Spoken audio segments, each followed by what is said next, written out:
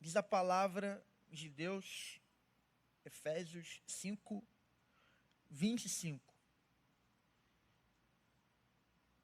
Maridos, amai vossa mulher, como Cristo também amou a igreja e a si mesmo se entregou por ela.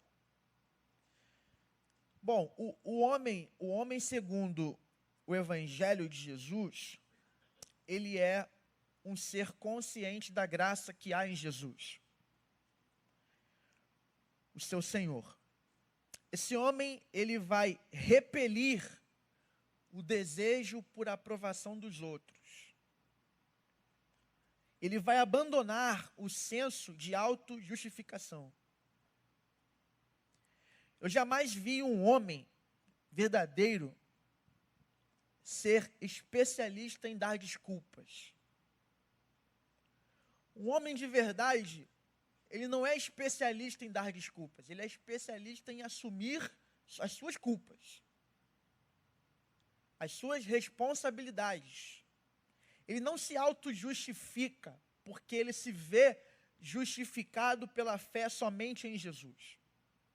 A sua justiça não vem da sua capacidade própria de obedecer à lei de Deus, mas sim pela graça de Cristo Jesus sobre a vida dele. Então, para ser homem bíblico, você tem que ter uma consciência da graça que há em Jesus, de que você não é autossuficiente, de que você não é o todo certo da história. Mas esse homem também, ele além de ser consciente da graça, ele é especialista em dor. Esse homem, ele é doutor em colocar o outro acima dele mesmo. E ele coloca como prioridade sua família. Ele dá o máximo de atenção e prioridade à sua família. O homem bíblico, ele é PhD em descansar, não nas suas capacidades, mas somente em Cristo e nos seus méritos. O homem bíblico, ele descansa na obra consumada da cruz. O homem bíblico desconfia de si mesmo, mas confia somente em Cristo. E afirma Cristo para si, visando viver uma vida plena em Deus e em família. Esse homem que eu estou falando aqui está escasso no mundo. O que nós mais vemos são homens imaturos, que vivem sujeitos à própria imaginação e prazer, ou mesmo violentos, que carecem de sempre estar no controle da situação, numa liderança ditatorial, que não ouve ninguém mais do que a si próprio, e que está sempre no aguardo de que os outros ajustem seus pensamentos segundo o seu modo de pensar. É aquele que sempre tem razão. É aquele que sempre prevalece numa discussão. Não está aberto ao diálogo. Dialogar é você falar e ouvir, mas além disso, ter uma perspectiva de que em ouvindo o outro, você pode rever a sua própria fala. Dialogar é se abrir para o convencimento pelo outro. É conversar com o outro na perspectiva de que, bom, ele pode estar certo no que ele está dizendo. E onde há um bom diálogo? Quando os dois têm esse pensamento. Se um dialoga com o outro com a perspectiva de que o outro pode estar certo, ambos se ouvem. Ambos vão reter um pouco mais o seu ímpeto de falar para ter razão, para prevalecer. E vão ouvir melhor. E ouvir melhor é uma expressão de sabedoria. Mas a sociedade atual não ouve. O pastor Neil está pregando aqui uma série dizendo: tem muitos que ouvem, mas não dão ouvidos. Tem muitos que ouvem uma voz de comando, mas não praticam aquela voz, segundo aquela voz. Há homens que ouvem a Bíblia, ouvem a palavra, ouvem a pregação, ouvem o ensino do Evangelho, mas a mensagem está apenas na informação mental, psíquica, racional, intelectiva, não é praticado, não é experienciado, não é vivido, não é materializado, não é encarnado, não é verdade vivida, praticada. É apenas teoria bíblica, teoria cristã, teoria evangélica. Esses homens que estão sujeitos ao próprio prazer, à sua própria imaginação, que querem estar no controle, que são violentos, que são ditatoriais, que não ouvem, que não respeitam, que não servem a sua família, as suas esposas, esses homens estão destruindo a sociedade. Alguns têm paixão maior que os outros gostem dele, que falem bem dele e reconheçam cada uma de suas virtudes. Alguns estão sempre no aguardo do aplauso, precisam ser vistos, precisam ser louvados, precisam do tapinha nas costas, tem que levantar o pedestal para ele. Qual o problema desse homem? Eu me arrisco a dizer que o problema desse homem é incredulidade. Esse homem não consegue crer de modo satisfatório na verdade de que Deus é suficiente. E quando eu digo que Deus é suficiente, eu não estou dizendo que Deus ocupa o espaço ao qual Ele determinou para a minha esposa, para o meu filho. Pelo contrário, emanam de Deus a família, o casamento, a sociedade, o universo, o ar e tudo o mais que há na existência emana de Deus. Deus é o Criador e o mantenedor de todas as coisas. Pela palavra do seu poder tudo foi criado, para que haja amor ao outro, para que haja um relacionamento humano. Primeiro, eu preciso ter uma boa consciência da minha relação com Deus. Porque antes de eu amar ao próximo como a mim mesmo, eu devo amar a Deus sobre todas as coisas. E em amando a Deus sobre todas as coisas, o amor de Deus em mim me reforma, me refaz para amar o outro. Então, meu relacionamento com a minha esposa não é utilitário, não é conveniente, não é para posts da internet, do Facebook, do Instagram. O meu relacionamento, ele é uma extensão do relacionamento que eu nutro em Deus, pela graça. Então Deus, num sentido maior, Ele é suficiente para o homem, porque antes de tudo, Adão foi criado por Deus, e Adão vivia muito bem com Deus. A Bíblia fala que quem detectou a necessidade de uma mulher para Adão foi Deus. Foi Deus que disse, não é bom que o homem ande só. Mas ali, naquele contexto da criação, Adão era muito feliz. A mulher vem para tornar o homem plenamente feliz. É Deus que tem a ideia do casamento. É Deus que tem a ideia da família. São projetos eternos de Deus, porque Deus é uma família em si. Deus é o Pai, Deus é o Filho.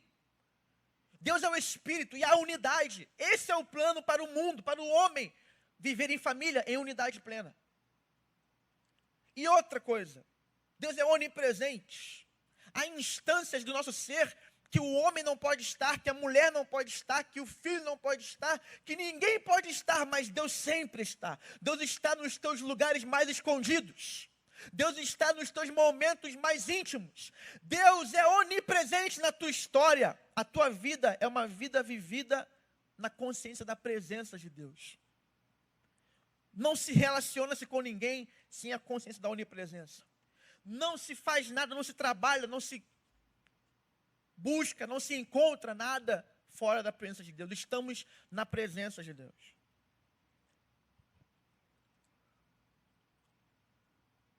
Com isso, eu queria aqui elencar para os irmãos três características da masculinidade bíblica, para que possamos refletir sobre o quão próximos estamos de sermos homens segundo a palavra. Porque, irmão, há uma existem duas possibilidades. Você vai ser homem segundo o seu coração ou segundo a palavra? Segundo a revelação. E você não precisa fazer esforço algum para ser segundo o coração. O teu coração já está inclinado para o mal. O teu coração já está inclinado para o Deus chamado si mesmo. O teu coração, a gente fala muito de amor próprio, mas o pecado produz um amor próprio adoecido que nos consome. A gente acha que está no centro da vida. A gente acha que tudo gira em torno da gente. A gente acha que todas as pessoas têm que nos entender, todas as pessoas têm que nos amar, todas as pessoas têm que ser nossos amigos. A gente acha que o tempo inteiro nós temos que satisfazer os nossos desejos. Nós precisamos o tempo inteiro de alegria. Nós precisamos o tempo inteiro que o nosso time vença. E a vida não é assim. Nem sempre você tem tudo que você quer. Por isso o homem, segundo a palavra, ele é homem para o dia bom, para o dia mau. Ele é o homem para o dia da escassez e da abundância. Porque ele entendeu que ser homem é ser para Deus a despeito do que está acontecendo à minha volta. Porque eu posso todas as coisas naquele que me fortalece. Então, para a glória de Deus, para o bem da nossa família, do nosso casamento, nós precisamos verificar na palavra o que eu não tenho sido em Deus, para que haja transformação, para que haja mudança. E amado, não sou eu que mudo você, homem não muda homem. O Espírito Santo muda homens. Então, se a palavra penetra a tua alma, você poderá encontrar mudanças. Agora, se ficarmos na filosofia, nas boas ideias, nos bons argumentos de Aristóteles, vai ficar todo mundo assim, alimentando, enchendo a cabeça de informação, e vazios de prática, vazios de vida. Acompanha comigo de novo, Efésios 5, 25. A gente começa aqui. Porque a primeira característica do homem no evangelho, do homem bíblico, do homem que vive uma masculinidade, uma expressão de ser homem bíblica, é que ele assume uma postura de sacrifício. Então, o homem segundo o evangelho assume uma postura de sacrifício. Leia comigo Efésios 5, 25. Vós, maridos, está aqui no telão. Amai as vossas mulheres, como também Cristo amou a igreja, e o quê? A si mesmo se entregou por ela. Antes de tudo, a postura masculina é uma postura sacrificial. Estamos aqui para a luta, para o esgotamento, para o serviço abnegado. Nós priorizamos a proteção e o amor à nossa esposa. Nós priorizamos o cuidado com nossos filhos. Como é que eles estão? Como está o coração deles? Como eles estão vivendo? Quais são os seus anseios e sonhos? Quais são as suas dores, as suas lutas, as suas dúvidas? E nós queremos que nossos filhos e nossa esposa sejam bem instruídos na palavra de Deus. E nós não finalizamos o dia sem antes pedirmos graça e força ao Espírito Santo para cumprir a missão diária em nossos lares. O homem bíblico vive em missão familiar. O homem bíblico está constantemente consciente da missão em sua casa. Não está ausente. Não chega em casa preocupado com a sua Netflix, com o seu jogo do Flamengo. Não chega em casa preocupado com o seu WhatsApp. Chega em casa preocupado com a sua mulher, com a relação. Ele está ali para isso, presente, para servir. Com relação aos filhos também, de cuidar dos seus filhos. Os homens que não crescem, eles estão dormindo bastante descansados. Estão com tempo de sobra para acessar, entre outras coisas, pornografia e conversar com quem não deve no WhatsApp. Meninos que fazem barba ignoram suas esposas e filhos ao chegar em casa para ligar a TV, assistir seu programa favorito. Não assumem uma postura de sacrifício. E acabam cansando a sua esposa, comprometendo a fé futura dos filhos. Porque não há referência, não há liderança. A liderança no reino de Deus é serviço, não é poder, não é controle, é serviço. Liderar no reino é servir, é ser o maior servo.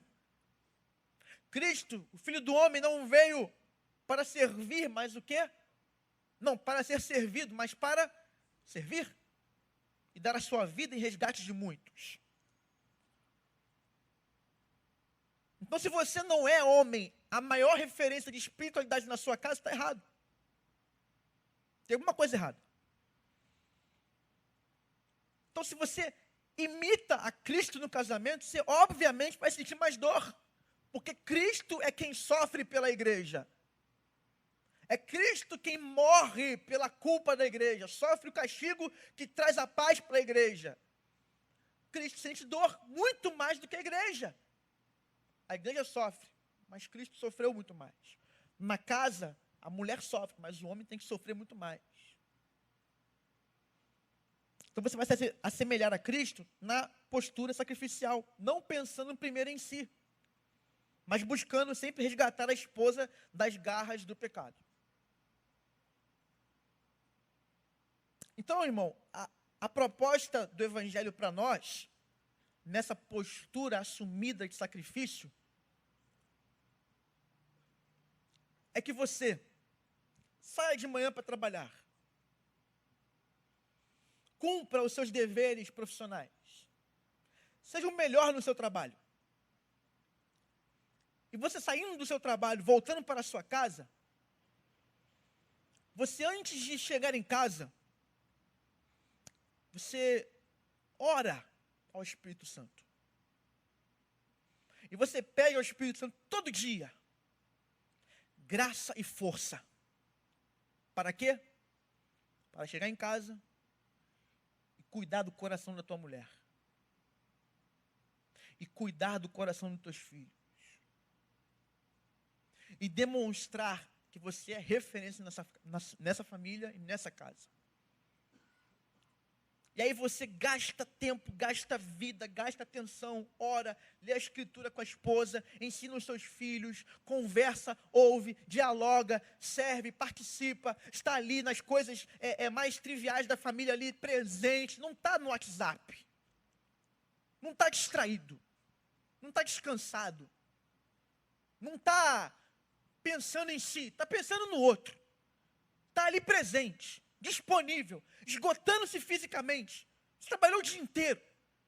A consciência do homem fora do evangelho é: trabalhei o dia inteiro, preciso agora do meu momento. Preciso agora do meu descanso. Mas o homem bíblico não descansa em si mesmo. Ele serve a sua mulher, ele serve os seus filhos. Quando chega no final do dia, esgotado, ele deita e dorme. E ele descobre que o seu descanso está somente em Cristo. O homem segundo o Evangelho, então, não é alguém que tira a centralidade de Cristo na sua própria vida. Pelo contrário, ele trabalha, ele chega em casa, ele serve, ele chega em casa, ele se sacrifica, ele abre mão de muitas coisas, muitas vontades, muitos prazeres, para no final, ele descansar não nele, não em ninguém a não ser o Senhor. E quando você assume essa postura de sacrifício, Cristo fala para você assim: vinde a mim, todos vós que estão cansados e sobrecarregados, eu vos aliviarei. Enquanto você viver na posição contrária, descansado, e deixando sua família ao reléu, deixando sua família que o vento leve, as coisas permanecerão como estão. Então, como é que o homem omisso é transformado no poder do Evangelho? Assumindo a postura de sacrifício ao qual o exemplo de Cristo comunica a ele. Segundo, Ser homem é assumir uma responsabilidade de provisão. O homem é chamado para dar suporte, para suportar a sua família em todos os sentidos, especialmente na provisão. Andreas Kostenberg e David Jones, no livro Deus, Casamento e Família, Reconstruindo o Fundamento Bíblico, eles dizem que os comentários do apóstolo Paulo sobre Gênesis 1 a 3 fundamentam repetidamente a responsabilidade central do homem na família e também da igreja, no fato de ele ter sido criado primeiro. Então, além de chamar a atenção para o fato do homem ter sido criado primeiro, Paulo observa que o homem não foi criado por causa da mulher, mas sim a mulher por causa do homem, como está lá em 1 Coríntios 11, versículo 9, e em Gênesis 2, 18 e 20. E a mulher que era a partir do homem, como está também em 1 Coríntios 11, 8 e 12 e Gênesis 2, 22. Além disso, foi o homem quem recebeu a injunção divina, ou seja, um mandato cultural de administrar a terra, em Gênesis 2, versículos 16 e 17, e foi presenteado com a mulher, em Gênesis 2, 22. E deu à mulher um nome derivado do seu próprio nome, Gênesis 2, 23, ela será, portanto, varoa, porque do varão foi tomado. A varoa é a igual. Nunca a mulher é inferior ao homem. Nunca foi. Sempre foi igual. Mas na família cristã, o homem assume autoridade e liderança. A mulher, submissão. São apenas funcionalidades. Funcionalidades. Não são hierarquias. Então, Deus proferiu determinadas ordens morais para o homem, como está em Gênesis 2, versículos 16 e 17. Mas antes mesmo da criação da mulher, o homem já tinha a responsabilidade de incumbência divina, de sujeitar a terra e dar nome aos animais. Então, Deus lhe dá uma companheira para exatamente cumprir o seu propósito na vida. Então, nós somos chamados por Deus para o trabalho e a liderança no lar. A esposa tem a submissão, a missão de ajudar o homem no cumprimento do seu trabalho. Então, nós estamos aqui para trabalhar e liderar. Nós estamos aqui para assumir a dor do trabalho, assim como a mulher assume a dor do parto. Por exemplo, melhor dizendo, apesar do nosso contexto atual de mundo, a configuração social brasileira, é muito difícil um homem hoje sustentar sozinho sua família. Há quem sustente financeiramente sua família, mas há quem não sustente porque não consegue. A esposa trabalha com a responsabilidade desse homem no lar é maior. Porque se ela também, além de ter que cuidar da família, ela trabalha, então ela necessita de uma ajuda ainda maior para cuidar da família. Então esse homem deve ser mais presente na vida cotidiana do lar. O que eu estou dizendo em outras palavras, irmão, é que se a tua esposa trabalha também, e você trabalha, tem que começar a dividir tarefa lá em casa. Tem que ajudar no que você pode ajudar. E isso é uma demonstração de amor, uma demonstração de cuidado com a sua esposa. Um homem verdadeiro não sobrecarrega a esposa, não oprime a esposa. Não chega em casa, depois de trabalhar, e ela também trabalhou, ele senta no sofá dele e deixa ela, depois de trabalhar o dia inteiro, ser a faxineira. Estão entendendo, irmãos? Provisão. O homem provê. A mulher foi criada por causa do homem. E é por isso mesmo que o homem precisa cuidar dela. Prover para ela, não apenas fisicamente, funcionalmente, na casa, mas prover emocionalmente, prover o carinho, prover a atenção, prover o respeito, prover o diálogo, prover o afeto, o desejo. O homem tem que prover na instância emocional e na instância espiritual, que é o último ponto para eu poder encerrar aqui agora. Ser homem é assumir a responsabilidade do ensino. Então, irmãos, o homem, a masculinidade bíblica, entre outras coisas, doutor, ele elenquei 3. A masculinidade bíblica implica no homem assumir uma postura de sacrifício, implica no homem a responsabilidade da provisão e implica no homem a responsabilidade do ensino. Abre sua Bíblia comigo, ou melhor, vamos acompanhar. Rafael, põe para mim 1 Coríntios 14, 35, mas você pode abrir se você quiser. 1 Coríntios 14, 35.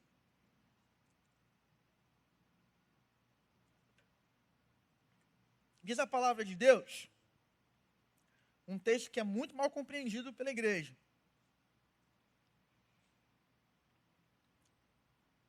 Se quiserem aprender alguma coisa, perguntem em casa ao marido. Vamos só até aqui, porque a segunda parte cria mais polêmica ainda. Eu quero ficar só nessa primeira parte. Se quiserem aprender alguma coisa, perguntem em casa aos seus próprios maridos. Isso não quer dizer que a esposa não pode ajudar na missão de instruir biblicamente e na área educacional dos filhos. O que Paulo está preservando aqui é o papel do homem de ser referência na família, de ser Cristo para sua esposa e um pai semelhante ao Criador para os seus filhos. O homem deve, portanto, assumir a responsabilidade do ensino dos seus filhos e da sua esposa. Ensino do Evangelho, mas também o ensino educacional normal. Teu filho tem dúvida em matemática? Não deixa para a mulher resolver esse negócio. Vai lá, fala com ele. Com a sua filha, senta com ela, faz o dever com ela. Ajuda nisso. Assume essa responsabilidade de ensino. Não apenas nisso. Conduza seus filhos para a casa de Deus para estudar a palavra. Mas também sente com frequência em casa para estudar a palavra com a sua família. Porque as famílias hoje, elas pecam por falta de conhecimento do poder de Deus e da Escritura. Erramos por falta de conhecimento, mas a instrução produz sabedoria. Quanto mais você compreende as verdades do Evangelho e você obedece, mais qualidade de vida você possui. Mas para que o homem faça isso, ele precisa nutrir uma vida piedosa, para que ele possa extrair do Senhor o bom ensino e transmitir para a futura geração, que são os seus filhos. E a sua mulher precisa encontrar nele um porto seguro espiritual e pedagógico, porque o homem tem esse papel na família. O teu filho, a tua filha, precisam ouvir de você 3 mensagens, que estão lá no livro do Silêncio de Adão. Isso pode ser feito. Você precisa dizer para o seu filho, isso pode ser feito. Você não está sozinho. Você precisa dizer para o seu filho, você não está sozinho. Acredito em você. Você precisa dizer para o seu filho, acredito em você. A fé da próxima geração é a responsabilidade dos homens dessa geração. Nós precisamos alimentar a fé dos nossos filhos. Nós precisamos nutrir a espiritualidade das nossas esposas. Nós precisamos pregar dentro de casa. Porque o homem que não prega em casa, por favor, não venha pregar na igreja. O homem que não ensina a sua família não vai ensinar no Facebook. Mas só pode ter essa postura quem come diariamente do pão da vida, quem nutre uma devoção profunda com Cristo, quem entende que a sua masculinidade não emana da sua própria capacidade de obediência, mas da pessoa do Cristo, que transmite em você pelo Espírito Santo as verdades da palavra. Eu não posso ser homem bíblico sozinho, eu não posso cuidar da minha família sozinho, eu não posso me sacrificar pela família sozinho, eu não posso educar meus filhos sozinho, eu não posso prover sozinho. Eu sou carente dessa glória em mim e dessa graça sobre mim para que eu sirva. Eu não posso confiar em mim, mas eu posso descansar nos méritos do meu Senhor. Eu não posso viver para mim, mas eu posso viver para o meu Senhor. E viver para o meu Senhor significa viver para a minha família. Encerrando, 1 Pedro 3, versículo 7 diz: maridos, vivei com elas a vida do lar, dando honra à mulher como parte mais frágil e herdeira convosco da graça da vida. A masculinidade, sendo exercida no mundo, aumenta e garante a manifestação da feminilidade. As mulheres estão perdendo feminilidade porque os homens não estão vivendo a verdadeira masculinidade. Ser homem segundo o Evangelho, portanto, é pensar menos em si e mais no outro. É não buscar uma vida centrada em si mesmo, mas assumir uma postura de liderança sacrificial, servil, de modo que a família não é desamparada. E é o próprio Cristo que lhe dá o conforto durante as longas jornadas que você vai percorrer enquanto você está peregrinando nesse mundo. Se entregue voluntariamente pela sua esposa. Sirva os seus filhos. Seja presente na sua família e não descanse nos seus prazeres. Eu não estou dizendo que você não tem que viver prazeres. Eu não estou dizendo que você não tem que ter um tempo de lazer, um tempo de entretenimento, de assistir Netflix, mexer no celular. Não. Mas as primeiras coisas, primeiro. E primeiro é o reino. E depois é a sua família. Que Deus possa te abençoar nessa manhã. E que Deus possa ministrar ao teu coração, não para que apenas haja uma sabedoria intelectiva, mas uma sabedoria prática. Uma sabedoria que se aplica, que se manifesta e que é transformadora. Deus abençoe.